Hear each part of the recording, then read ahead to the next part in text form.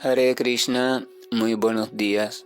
Namaom Vishnupadaya Krishna Preshaya Bhutale Srimate Bhaktivedanta Swaminiti Namine Namaste Saraswate Deve Gauravani Pracharine Niribhisesa Sumnyabadi Pachatya Deshatarine Shaya Sri Krishna Chaitanya Prabhu Nidananda Sri Advaita Gadavdare Rivasadi Gaura Bhaktavrinda Hare Krishna, Krishna Krishna, Hare Hare, Hare Rama, Rama Rama, Hare Hare. Hare Krishna, reiterados, vamos a continuar con las lecturas y propuestas de reflexiones sobre los textos o algunos de los textos de el radiante Srimad Bhagavatam.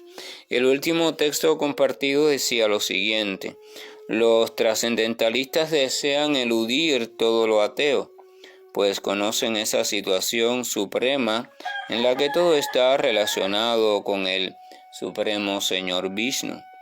Luego, un devoto puro que esté en absoluta armonía con el Señor no crea perplejidades, sino que adora los pies del loto del Señor a cada momento y se los pone en el corazón.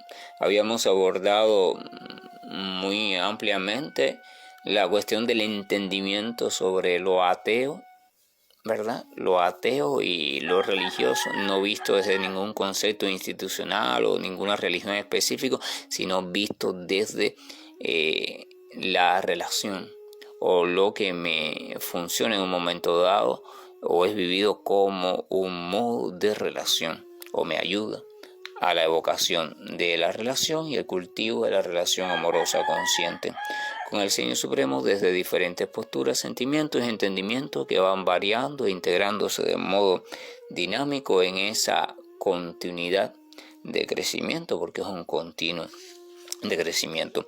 El texto número 19 de este capítulo 2 continúa diciendo: mediante el conocimiento científico, uno debe estar bien situado en el estado de la comprensión absoluta y de ese modo ser capaz de extinguir todos los deseos materiales. Entonces dice, esto es importante porque dice mediante el conocimiento científico, mediante el uso de la inteligencia, mediante la adecuada discriminación, mediante la lucidez clara. Es una invitación a no ser ciegos en el plano del entendimiento del mensaje de las Escrituras. La fe, la cuestión de la fe no necesariamente está ligada a la ceguedad, ¿verdad?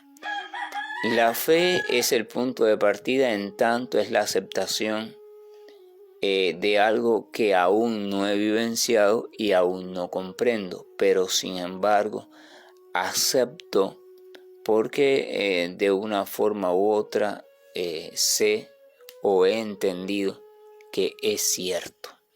Es cierto aunque yo todavía no lo he experimentado y no lo he comprendido. Esa es la fe. Ahora, esa fe, a partir de esa aceptación, incluye una invitación, es un incentivo a yo preocuparme por cuáles son las cuestiones y los modos mediante los cuales y desde los cuales pudiese yo ir ganando en comprensión y a su debido tiempo en experiencia de eso que ya he aceptado previamente. Entonces la fe nos invita a la comprensión. Muchas personas asocian la fe a la no comprensión, o sea, no es necesaria la comprensión, no es necesaria la experimentación personal, la experiencia vívida de aquello a lo cual o hacia lo cual se ha decidido tener fe o se está ubicando uno en una postura de fe. Entonces Srimad Bhagavatam nos lleva a una fe que tiene continuidad en la búsqueda o al menos el encaminamiento hacia la comprensión y la experiencia real, porque es solo a través de la comprensión y la experiencia real que se completa el conocimiento y que se puede dar crédito sólido, crédito verdadero, crédito fuerte sobre aquello que antes se aceptaba únicamente por fe. En tanto esa comprensión no ocurra, en tanto esa experiencia no vaya ocurriendo, entonces la transmisión de la enseñanza debe ser muy cuidadosa. Una persona que por una cuestión de fe ha aceptado algo y por tanto adquiere cierta información sobre ese algo porque no hay un conocimiento propiamente dicho todavía, porque no ha experimentado, simplemente tiene información sobre ese algo, trata de entenderla y más o menos utilizando los recursos del pensamiento y puede un poco transmitirle eso hacia otra persona, pero tiene que ser muy cuidadoso porque esa transmisión que va a realizar debe saberse es de pura información, no hay contenido espiritual vivencial allí, puesto que esa persona no lo ha vivido, simplemente lo ha aceptado y ha tratado de buscar recursos de pensamiento, análisis, etcétera, filosófico, para entender eso un poquitico, comparándolo con la naturaleza, buscando enlaces por inferencia, por deducción, cuestiones así. Pero todavía no hay una verdadera sustancia basada en la experiencia. Esto significa que primero su transmitir información va a carecer de la fuerza real del espíritu. Y segundo, que no va a poder responder de modo cierto y de modo totalmente sólido e integrado a todas las preguntas que le puedan hacer sobre esa temática sobre la cual está hablando o está predicando. En ese punto hay un riesgo, que es el riesgo de que, evidentemente, por supuesto, va a tener que responder desde el conocimiento que tiene o la información que tiene.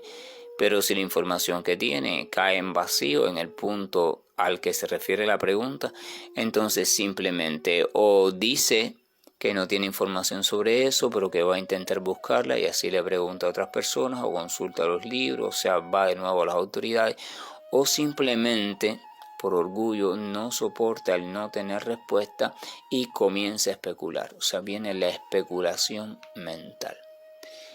La especulación mental es un mecanismo muy poderoso, teniendo en cuenta que permite construir cualquier suerte de construcción de conceptos y supuesto conocimiento, pero es falso, porque tampoco tiene soporte verdadero, es como un castillo construido con espuma y por demás en el aire, o sea, sin siquiera la basamenta o la base de una roca sólida.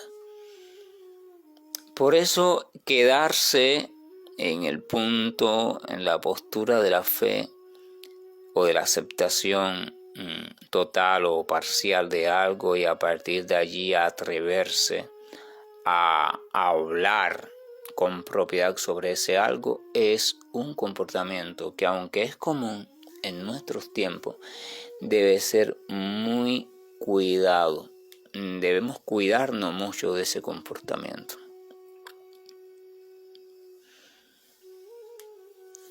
Ahora, eso implica que es necesario trascender de la fe. No es dejar la fe atrás. La fe nos acompaña siempre. Pero es necesario a partir de esa fe ir cultivando. La fe es como la semillita. Se acepta algo, el contenido está dentro de esa semillita, hay que cultivarla para que la planta que vaya surgiendo de esa semillita vaya creciendo, madurando, tomando forma, alcanzando sus niveles hasta que esté lista para dar la flor y la flor da el fruto y el fruto debe madurar y después es que se puede saborear por experiencia propia el verdadero sentido de aquello que era antes simplemente fe. Entonces acá Sukadeva Goswami le está diciendo a Maharaj Pariksit que mediante el conocimiento científico, mediante un avance lúcido, un cultivo lúcido de mi búsqueda, de mi relación con el Señor, un cultivo consciente. Uno debe estar bien situado en el estado de la comprensión absoluta. O sea, y de ese modo ser capaz de extinguir todos los deseos materiales. O sea, lo que se llama conocimiento sobre la verdad absoluta, conocimiento. Esto en sánscrito se le conoce como la etapa de Sambandha Jnana. Este Sambandha Jnana significa conocimiento, jnana, conocimiento, entendimiento propiamente dicho, sobre nuestros vínculos. O sea, es conocimiento sobre llegar a comprender, a entender un poco, en principio, que somos nosotros, esencialmente, qué es esto que llamamos el ser humano, cómo es que funciona, qué es en esencia, qué es en lo superficial, cómo es que se ha estructurado todo esto, qué elementos lo estructura. O sea, comprender eso. Comprender qué es todo lo demás, o sea, lo que llamamos la naturaleza, el medio, todo, desde lo más cercano hacia lo más general. Y comprender también o entender al menos desde un enfoque distanciado qué es eso a lo que llaman Dios. O sea, básicamente es la comprensión o el entendimiento de la energía material, la energía espiritual y el Señor Supremo, o sea, el energético. Y también entender desde lo teórico cuál es la relación que hay entre ellos. Eso evidentemente lleva estudio, análisis, lleva buena guía que te ayude a comprenderlo de un modo asequible según el caso particular de cada cual y cada quien. Una vez es entendido eso y es ubicado un poco en la mente a nivel de pensamiento y es aceptado, entonces viene la siguiente etapa, viene la etapa conocida en sánscrito como Avideya. Avideya es la etapa donde viene la cuestión de cómo se puede realizar eso. O sea, cómo se puede realizar, cómo se puede comprobar ese entendimiento, cómo podemos comprobar lo que somos en verdad, cómo se puede comprobar lo que es la energía material en verdad, cómo se puede comprobar la energía espiritual y la relación que hay entre ellos, cómo se puede llegar a vivir de acuerdo a esa relación, comprender y llegar a existir de acuerdo a todo ese supuesto entendimiento. ¿Ya? Eso implica ya un método. O sea, ahí empieza el método, ahí empieza el entrenamiento, ahí empieza lo que se conoce como práctica. Y después viene la tercera etapa, que es los resultados. El resultado es cuando esa práctica, ese método se ejecuta de modo favorable y se obtiene el fruto. O sea, ¿qué es lo que resulta de allí? Cuando eso sucede, cuando ese entendimiento está bien firme, cuando ese entendimiento ha sido bien acogido, cuando uno se ha ubicado en el entendimiento de manera natural, o sea, por todo un proceso de madurez progresiva y no por simple aceptación superficial, entonces dice que de ese modo ser capaz de extinguir todos los deseos materiales. Evidentemente esa comprensión lleva también a la comprensión de la cuestión de lo ilusorio. Y cuando se comprende lo ilusorio desde el punto de vista personal, o sea, la comprensión ocurre de verdad, entonces todo aquello que estaba siendo dirigido, que estaba siendo motivado por cuestiones pertenecientes a lo ilusorio, deja de tener fuerza sobre la entidad viviente, deja de tener dominio sobre la entidad viviente, y por eso es que de un modo también natural, de un modo que ocurre así de forma fluida, todos los deseos materiales, los deseos relacionados a la experiencia ilusoria van esfumándose, van simplemente desestructurándose, van dejando de pulsar, van dejando de habitar en nuestro círculo, a lo que llamamos existencia personal. El conocimiento, vemos aquí importante, habla de una experiencia inteligente, habla por tanto de abandonar la especulación mental, habla de un cultivo, habla de la búsqueda de una guía necesaria, habla de una apertura, habla de dejar atrás nuestras predisposiciones, nos invita entonces a la humildad, a la sumisión, a la sencillez, sumisión entendida no desde el punto de vista de esclavitud, sino entendida desde una entrega voluntaria, a seguir el criterio de o las indicaciones de. En el contexto de los Vedas se llama del maestro o los maestros espirituales, según sea el caso, previamente verificados, ¿verdad? Porque el mundo es muy confuso y es muy fácil ver muchos maestros de imitación. Y algunos tan buenos imitando que es muy difícil descubrir que son copias adulteradas. Buenas imitaciones, pero a fin de cuentas, imitaciones. En la segunda mitad de este texto comienza entonces toda una descripción técnica que solamente voy a leer la introducción. Después vienen varios versos que describen esa descripción técnica sobre los estados, diferentes estados, por los cuales los que siguen ese método específico van transitando, ¿verdad? Y no voy a entrar ahí porque son terminologías que invitan a la confusión mental y no es el objetivo del Srimad Bhagavatam. Y por tanto voy a irlo saltando, ya que no estamos haciendo un estudio técnico del Srimad Bhagavatam, simplemente estamos centrándonos en la sustancia y en el núcleo del Srimad Bhagavatam. Dice: uno debe abandonar entonces el cuerpo material, o sea, ese practicante específico, ese yogi específico en aquel tiempo, que se ha apartado, se ha ido a un lugar solitario, ha comenzado a controlar la mente, etcétera, etcétera, etcétera.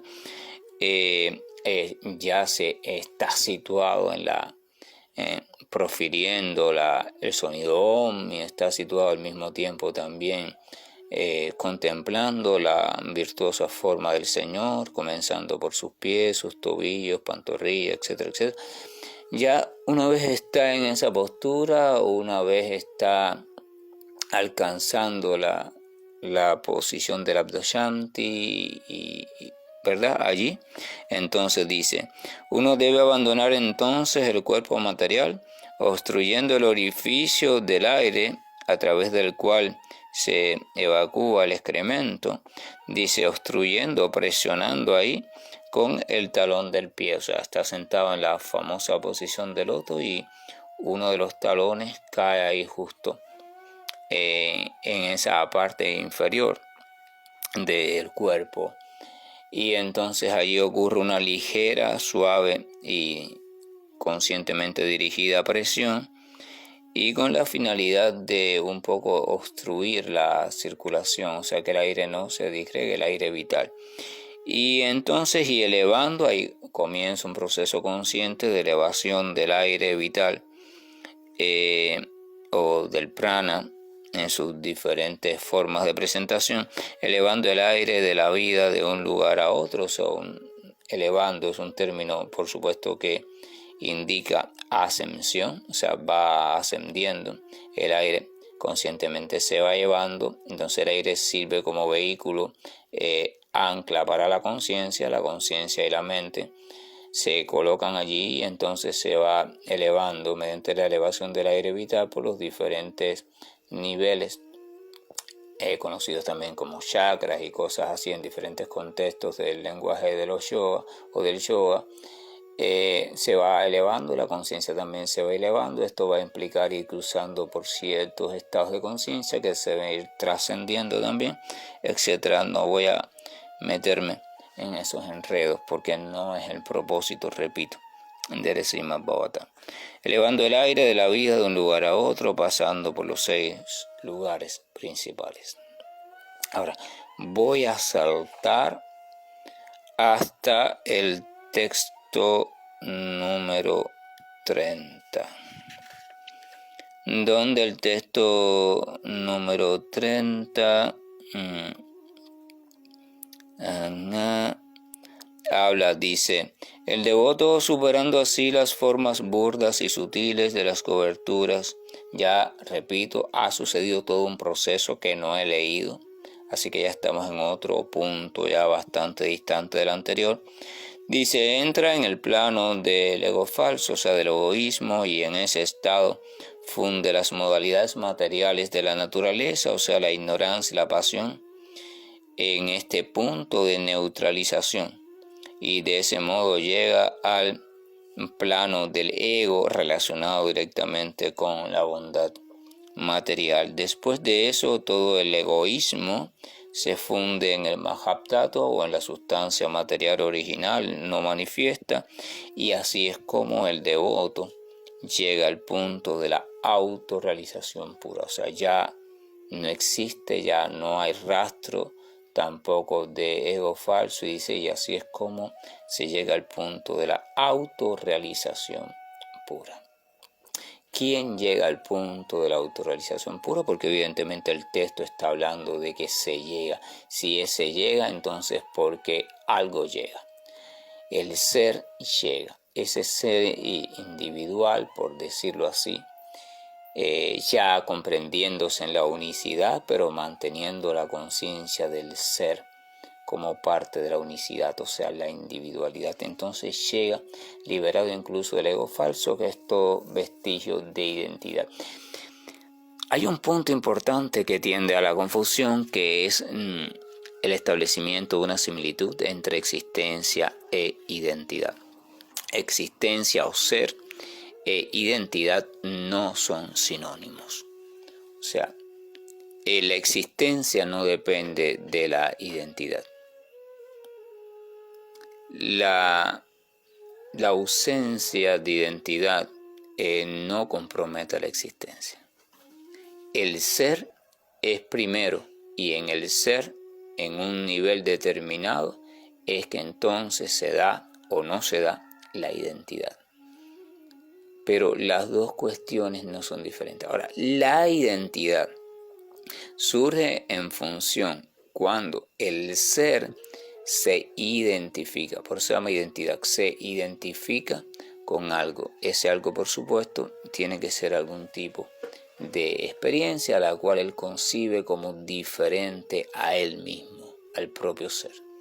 Y entonces se identifica con eso diferente, en tanto él no puede concebirse todavía como nada, se identifica con eso y dice, eso soy yo. Eso soy yo. Eso en sánscrito se diría ahamkara, o sea, yo soy eso, yo soy lo creado, yo soy esa cuestión que está allí. Ese es el ahamkara, el ego falso, y ahí empieza todo el enredo de la existencia material progresivamente complejizada. Pero la autorrealización pura estaría entonces en el punto donde ya incluso se ha trascendido, se ha desmembrado, se ha desmoronado todo rasgo de toda entidad que se fue construido. Toda la existencia material no es más que un árbol complejo de sucesivas identidades que se mezclan unas con las otras, se complejizan, a tal punto que de tantas identidades que tienes, al final no sabes realmente ni lo que eres. Ese gajo hay que desgajar, ese árbol hay que desgajarlo, hay que irlo reincorporando otra vez, el proceso inverso de crecimiento, en vez de la semilla hacia las ramas, de las ramas de nuevo la semilla, hasta que no quede ni sombra del árbol. Entonces queda el ser en su pureza total. Eso es básicamente la autorrealización pura. De ese modo llega al punto de la autorrealización pura. Fíjense que aquí al final del texto dice, después de eso todo el egoísmo, todo lo que tiene que ver con el ego falso se funde, o sea, vuelve al Mahatattva, porque el ego falso surge del Mahatattva, de la oscuridad de la potencia material no manifiesta. El ego falso no es una cuestión de la criatura en sí, de la criatura no, de la entidad viviente en sí, la chispa de vida.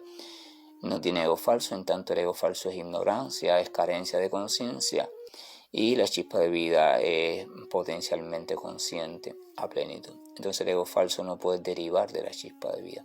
El ego falso deriva del contacto de la chispa de vida con la energía material. Cuando la chispa de vida se identifica con la energía material, de esa identificación nace el ego falso, que es mediante el cual la chispa de vida supuestamente va a vivir una experiencia. Porque desde ella misma no puede vivir una experiencia en la energía material, porque ella no es material, ella es espiritual. Entonces necesita algo que sí pertenezca a la energía material, que a la misma vez sea representación de ella, con la cual identificarse. Entonces eso es el ego falso. En un principio se mantiene esa diferenciación, pero después, cuando el ego falso va reproduciendo diferentes cuestiones complejas, ya esa identificación con lo espiritual se olvida por completo. En virtud del propio deseo de la chispa de vida de poder realizar una serie de experiencias que están dirigidas a su disfrute personal. Por eso cae en la energía material. Porque si el deseo específico estuviera dirigido al disfrute de el todo, al disfrute de la personalidad amorosa y absoluta, o sea, del Señor Supremo, entonces, en vez de la entidad viviente caer en el olvido mediante la energía material, es simplemente realizar su actividad, o fuera colocada para realizar su actividad en el campo total de la energía espiritual. Sí que es en virtud del deseo, en última instancia, es el propio deseo, la propia potencia de deseo de la chispa de vida, la que le coloca, la que le empuja. La chispa de vida está en una situación marginal, o sea, está ahí donde la energía material y la energía espiritual se confunden, donde la una y la otra se encuentran constantemente en la playa de las energías, donde la una y la otra se están encontrando constantemente. Estando allí, entonces puede la chispa de vida lo mismo caer en la cuestión de la existencia en la supuesta realidad material, o puede hacerlo en la cuestión de la existencia de la realidad absoluta espiritual. Entonces dice, todo el egoísmo se funde en el Mahabtattva y el devoto llega al punto de autorrealización pura. No es que allí se extingue la chispa de vida nunca se extingue. Ahí llega la autorrealización pura. En ese punto, aquí se describen una serie de consejos que describe el Acharya, fundador de la Sociedad Internacional para la Conciencia de Krishna, Vaisharan Bhaktivedanta Swami Prabhupada. Describe una serie, o cita una serie de consejos que se dan en las escrituras sobre ciertas posturas que hay que tener en cuenta si uno quiere en verdad recorrer todo ese proceso de acercamiento hacia la autorrealización, sobre todo por este entendimiento de la adoración del Señor y sus devotos puros.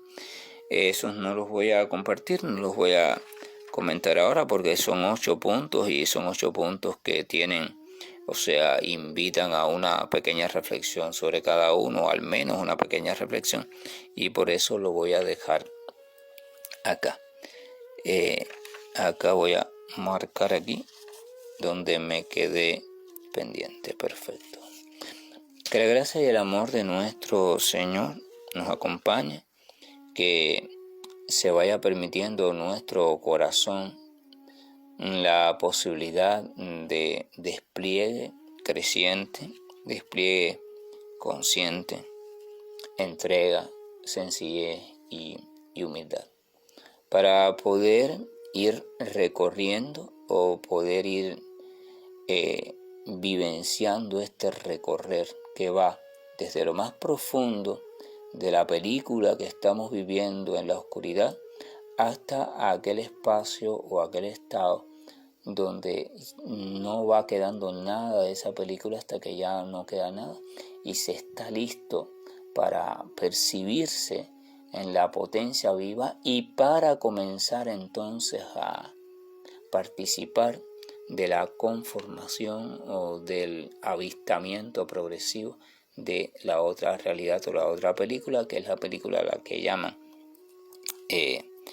conciencia espiritual o mundo espiritual o reino de Dios.